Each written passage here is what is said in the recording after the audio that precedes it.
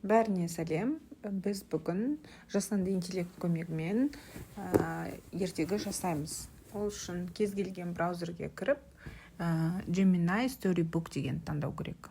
Осында бізде Storybook ашылады.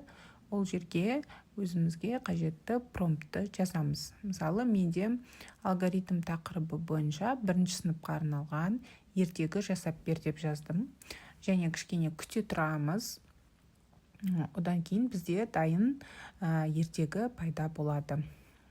Storybook көбіне бастауыш сыныптарға арналған. Қараңыздар, осындай ертегі дайындап берді. Бұл ертегіні біз жүктеп алып, балаларға сабақ уақытында түсіндіруге болады. Енді келесі кезекте осы жүктелген кітапты кез келген сабақта қолдануға болады. Енді келесі кезекте сіздерге өзімнің осы Storybook'ты сабақта қолдану мысалдарын көрсетіп кеткім келеді. Балаларға өте қызықты және де түсінікті болып табылады.